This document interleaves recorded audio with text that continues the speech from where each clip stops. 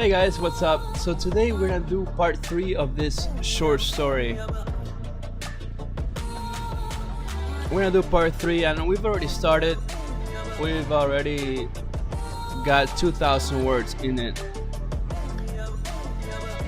And what we wanna do is we wanna change some things, because at the beginning we made our main character, Gabby, a writer, an author.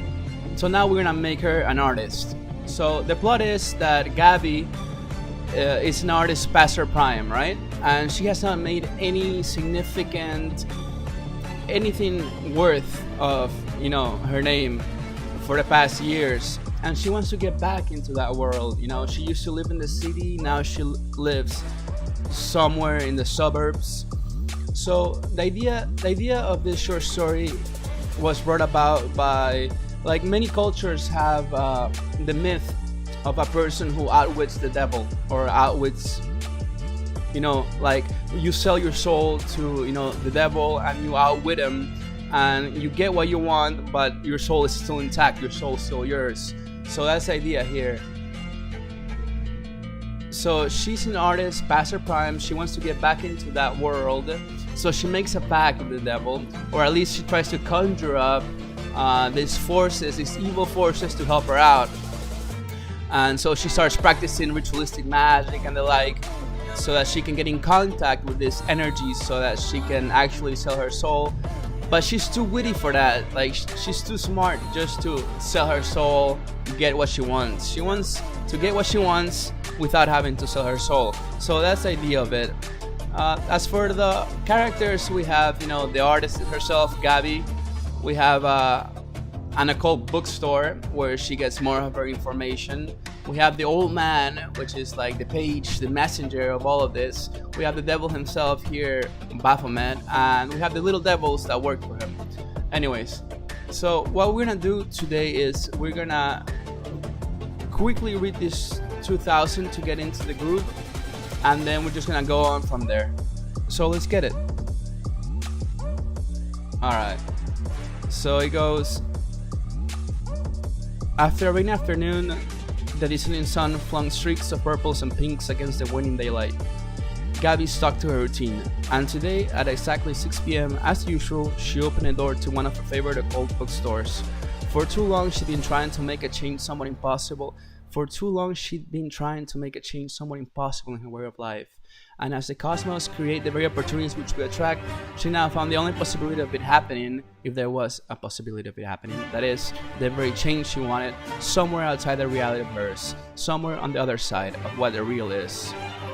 And then, "Gabby, sweetie, come again to sell your curiosity," said the lady clerk, sitting on a stool in front of the cash register of this here occult bookstore. "Here again.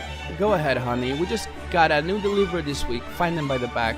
Gabby smiled her dry smile and made her way past the Ouija boards and common literature by the so-called certified magicians of whatever cult they pertained, past the old maps and past the sections that had to do with the New Age movement so saturated with empty positivism. She saw an elderly fat man placing books from some boxes into their respective shelves. "Ah, Gabby, come again for that elusive volume? What do you get this week, Mr. Charles?"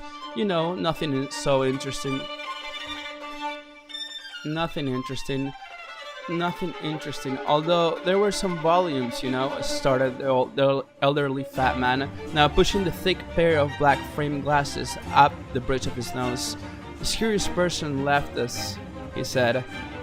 They had completed their stay with him. "This curious person left us this. This curious person left us something quite unusual. Unusual. He said they had completed their stay with them and didn't want anything for them." "Which ones?" The elderly man raised a finger and, fixing his belt high above his waist,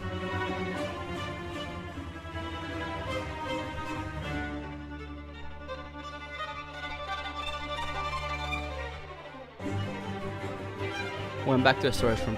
Gabby mused about the recently accommodated books on the half-empty shelves. These stumps are for amateurs, she thought, nodding her head in disgust. Knowing she'd for sure find better and more interesting books in the city, she convinced herself that the city had been a thing of the past, that she couldn't go back, not after her disappearance into the forgotten faces and forsaken names in the art world. The little bell from the front entrance rang, signaling the entrance of another customer to the store. "Look at here," said the elderly man, approaching Gabby with a medium-sized chest. "This is how the man dropped the books. Can you believe it? Such a beautiful piece." The man then proceeded to unlatch the lock of this wooden chest, revealing a 5-book collection. Each book had an inverted pentagram on the side of its cover. "How much would this go for?" asked Gabby, with eyes wide open, gazing penetratingly at the incantory aura these books emanated. "Well, I need to assess their price. I haven't got a clue as to what they might be worth," said the elderly man. "Okay, but Mr. Charles, could you save them for me first? You're interested, eh?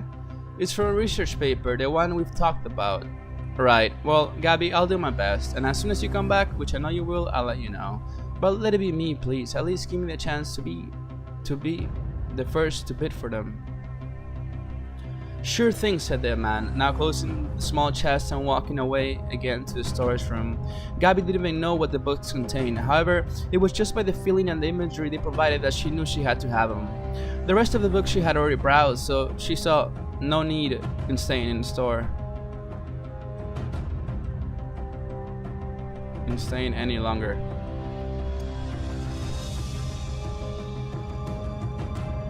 "Thank you," she said to the elderly woman who still sat on the stool next to the cash register and opened the door to a dimly lit street. Outside, the same path had become a meditative routine to appease her thoughts from the feelings of not being worth enough, of having been worth something only to have lost her value to the world. She crossed some small streets of this here small town, making her way to inherit the property left by her now deceased parents. Few people were seen outside in cars. Most walked around here, proving the proximity of all shops and services to inhabitants of this side of the world. Soon she found herself by the public park, where most people brought their dogs and their good vibes to enjoy the chilly weather and the amiable company of their neighbors, though by now most are left, given that it usually closed after sunset. Gabby witnessed the emptiness of this park with the feeling of anxiety as to what awaited her home. She'd been trying for too long certain rituals that, until now, had borne no fruit, had reaped no rewards. She had studied the subject for so long that even now she thought she could even write a book on it, but such things she did not want. Her first exhibited artwork in her early 20s had been such a success at such an early age that she thought it had washed up. All the glory, all at once, only to be a remembrance of something that had happened. Lost in her inner dialogues with the very demons that tormented her conscious awareness, she walked to her place, staring at the ground. "There goes a queen who doesn't know she's queen," said a voice from behind her. Gabby turned around, and she saw a white-haired man with an unkempt beard. He sat on one of the benches outside the public park. "You trying to be cute?" asked Gabby, who until then, given she lived most of her life in the city, had no fear of being catcalled, and felt positively assured that she could handle any situation of harassment with the witty wiles that her mother had inculcated in her since she's been a kid. "I'm saying," started the white-haired man without looking at Gabby, "that you walk without acknowledging you've already found what you've lost." Gabby was sold. She looked at the ground, then at the man again, and without thinking she approached the bench. "He's got more messengers than you think, though in my time they used to call us pages." Gabby grabbed a long, skinny cigarette from her purse and lit it up. "Who's he?" "The one you've been calling." "Yeah, well, I've been left and read for a while now." The white-haired man with the unkempt beard hadn't even bothered to look at Gabby's eyes. "You know how it is. He only responds when someone is ready enough to receive the message. And you're the messenger, you say?" "I am the page, yes." "An awful look for someone like you." "How so?" said the man, now looking at Gabby, revealing his eyes, which were all white. Gabby coughed up the smoke which she inhaled. "Okay, say I believe you. I know you do," said the man, now facing the same spot which he had been gazing upon since the beginning of the conversation. "Come, make company to an old man," and he tapped the open space next to him on the bench in the public park of this small town. Gabby sat, fixing her red jacket, crossing her legs, and dangling the cigarette on her left hand on top of her right knee. "He only sends us when a deal's to be struck," said the man. "And what deal's that?" "In this case, let me see. Ah, yes. An artist past her prime, in need of an artwork which will place her back on top. The usual, if you ask me." Gabby dragged from her cigarette and lifted her elbow from her knee. "That's all I want," she said. And the terms and agreements, whatever it takes. Even if it is everything you know real to be. Even if it is everything you know real, that should be a question. Even so, the white-haired man now turned his white eyes to Gabby, and with a frown brow said, "You must say it before we shake on it." "Say what?" asked Gabby, now flicking the remaining of her cigarette on the sidewalk. "You must say what you want." Gabby, at having the man's face so close to her, could now see the black hairs coming out of his nose, the gray hairs coming out of his nose, and the heavily accented wrinkles around his face. "I want to create an epic artwork, worthy of making me the greatest living artist to have ever lived." The man let out a soft and short chuckle. Then after, "Why are you artists all the same? Egotistical maniacs, if you ask me." "I didn't, though." At this hour, even though it wasn't too late, no other bodies could be seen frequenting this space.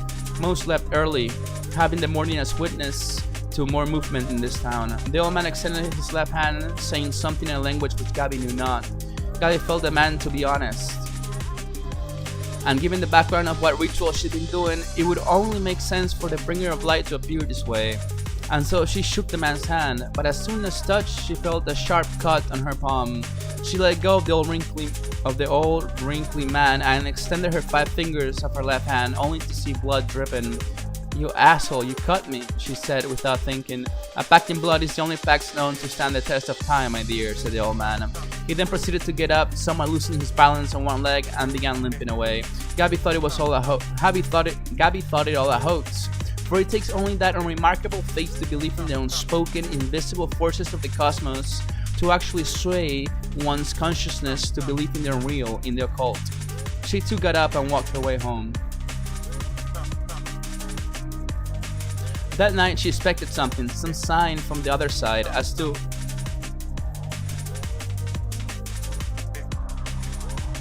what pact she just signed. However, no activity could be felt in her place. And even the rituals, the same ones planned for tonight, seemed of no importance. She fell asleep soon after changing clothes and resting her eyes for a little, still thinking about what the white-haired man had said. 3 days had passed, and Gabby now felt she was probably given a viral disease by that old crazy man, but something in her mind whispered a confirmation of keeping her faith active, that what she had made was not only sign a deal which would make her part of the society she so wished to belong, but also sell her soul to the very caretaker of hell. But something in her mind whispered a confirmation of keeping her faith active, that what she had made was not only sign a deal which would make her part of the society she also wished to belong, but also sell her soul to the very caretaker of hell. Gabby saw no need to hold a regular job, as her parents' deaths had given her their fortune, and rather than contributing to society, she saw it all wither down on occult texts and esoteric rituals and paraphernalia to aid her cause, that is, of invoking the very force which will make her miracle happen. She left all windows closed, all shades drawn, all curtains closed, all curtains. Mira, synonym.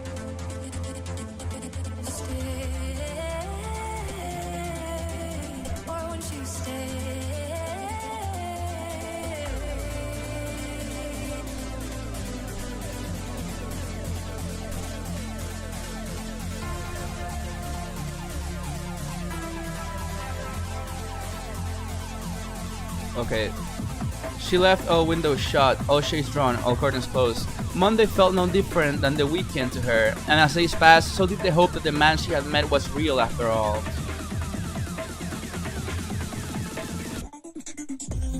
But it was a particular Friday night that proved to her it had not been a hoax, that these forces she'd been trying to contact actually listened. After her incantations, she ate some food from the previous day, but it was the smell after hitting the food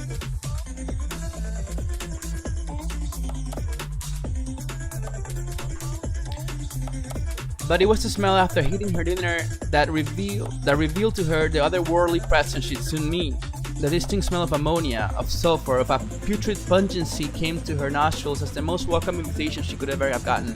She stood from the small kitchen table, as sitting on the dining room made her feel too lonesome. and walked towards her incantation room, which had previously been her parents' room, and there it was. All right, so now she would meet this spirit energy. She would meet Baphomet, the devil himself, and they had the talk. So here we're at 2,000 words. I'm thinking 3,500 is where we draw the line, because right now what's gonna happen is, like, she makes a pact with the old man. The devil appears to her, Baphomet, and they talk. They have the exchange. Then the little devils get to the work, and then she tricks the devil with something that we're gonna see. Okay, and so let's get to it.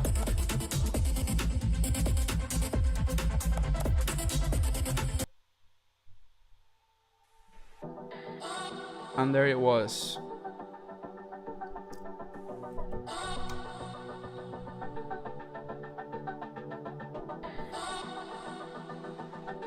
From the circle she had drawn on the floor to conjure the various spirits of what demons inhabited the recesses of hell.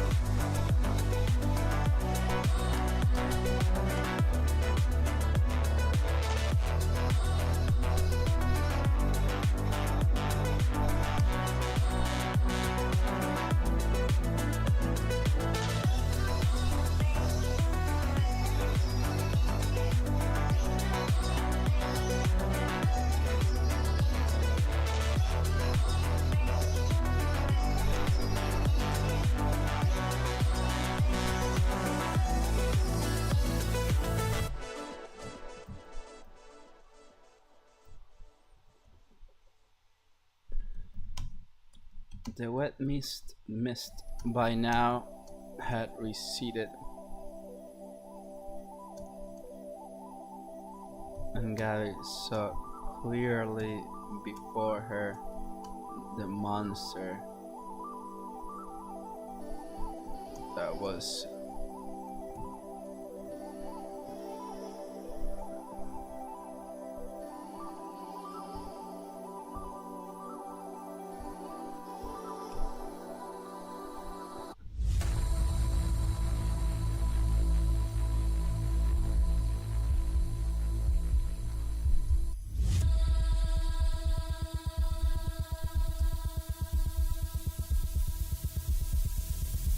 so Baphomet is this like goat with horns, I think, but it's androgynous. So the figure has breasts, but I think the member of a man as well. I could be wrong, but let's go with it.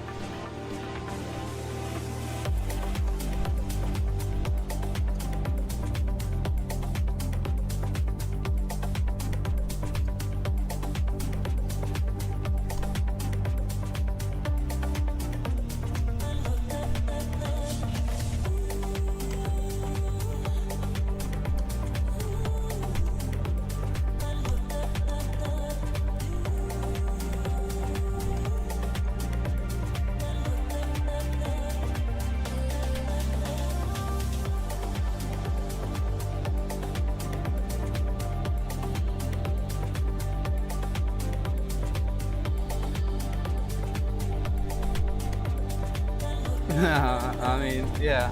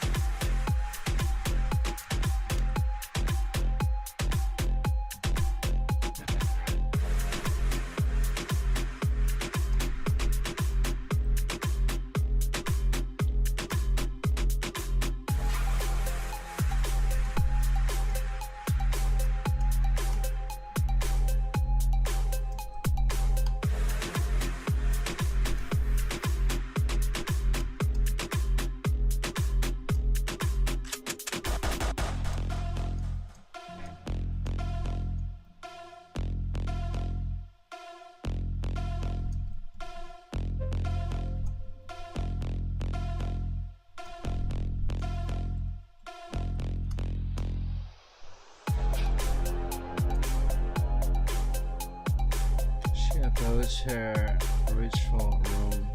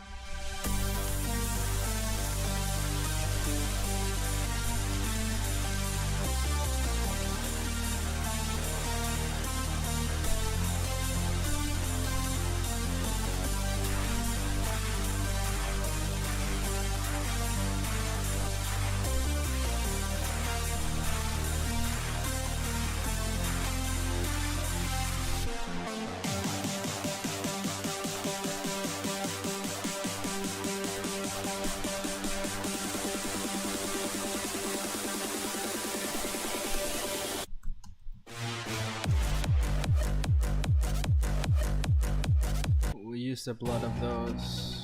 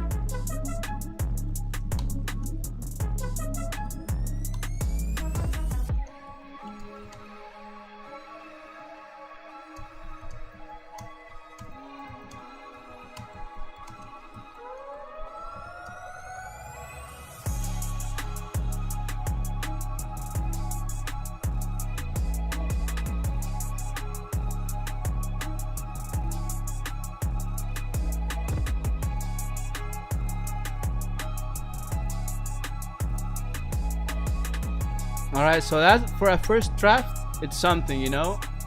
I mean, maybe I would like add that that she grabs when she goes upstairs to like put perfume on her upper lip. She grabs a little bit of white painting and a small brush so she can brush in the canvas, you know. But I guess with that, return to where you belong, beast of hell. I make all demons know that I won't mess with you. Alright guys, so we'll do another short story next time.